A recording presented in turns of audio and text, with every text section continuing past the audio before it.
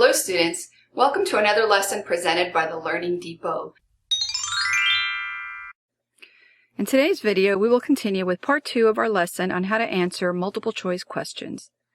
Today you will learn how to eliminate extraneous or unnecessary test language and how paraphrasing plays an important part in the correct answer. Let's begin. Let's start with eliminating extraneous or generic test language.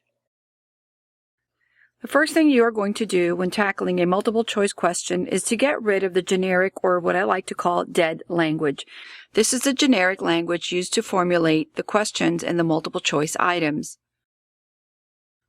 Phrases such as, the author most likely agrees, it can most reasonably be inferred, the statement such and such functions in the passage, the statement supports the narrator's view.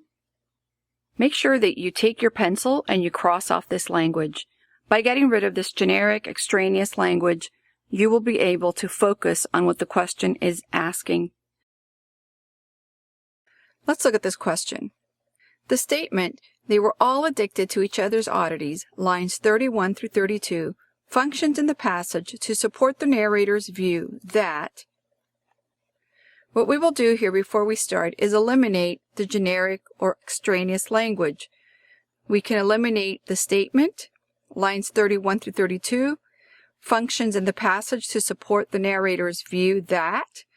So now our eye is focused on they were all addicted to each other's oddities.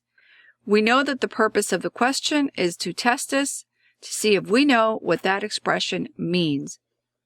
All the other extraneous language can be eliminated because we can then focus on the important part of the question. Let's look at this other example. The main purpose of the passage is to emphasize the value of a tradition, stress the urgency of an issue, highlight the severity of social divisions, question the feasibility of an undertaking. If we apply this strategy of removing extraneous language, we can remove emphasize, we can remove stress, we can remove highlight and question. And what remains comes into focus: the value of a tradition, the urgency of an issue, the severity of social divisions, or the feasibility of an undertaking. This strategy can be applied to most questions, and the purpose it serves is to help you focus on what is really important. Multiple choice questions are written in generic ways with predictable test language, and you should be able to cross these out and really focus on what the question is asking. The next strategy I want you to use is to look for paraphrased answers. Remember that in the previous lesson on multiple choice questions, we discussed that one of the trap answers is misused details. And a misused detail is simply when the test maker uses word-for-word language in the distractors. And remember that we said that most of the time, these are going to be wrong or incorrect. So what you're looking for is something that is paraphrased. Let's look at this other example, and we used this question in the first lesson to show the half right, half wrong trap answers. But you could also use paraphrasing to help you locate the correct answer. Wolf characterizes the moment of transition as both controversial and threatening, weighty and unanswerable, momentous and pressing, provocative and mysterious.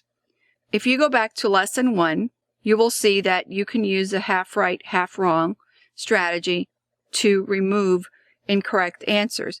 But we can also use paraphrasing. If we go to the passage, and this example is from an SAT passage that is adapted from Virginia Woolf, 3 Guineas, and I will leave the link down below. And when you read the passage, you will see repetition of ideas. She says, we are pressed for time. Very important questions. Very little time. So important. The moment is short. She's talking about urgency. She's stressing the urgency of an issue, something that is important. Well, there are 2 words there that mean important and urgent. And that would be momentous and pressing. So you could use a strategy in the first lesson of eliminating the half right, half wrong, but also using paraphrasing to help you locate the answer. Remember that when you are taking a multiple choice test, your knowledge of trap answers and how multiple choice tests are designed will help you in choosing the correct or the best answer.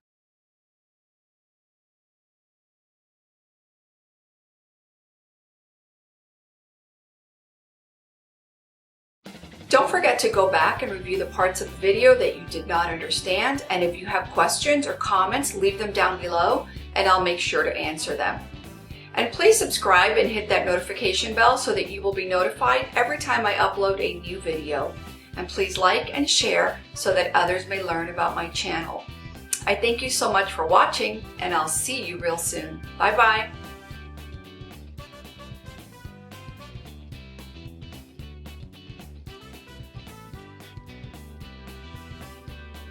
Minnie. Minnie. Hey.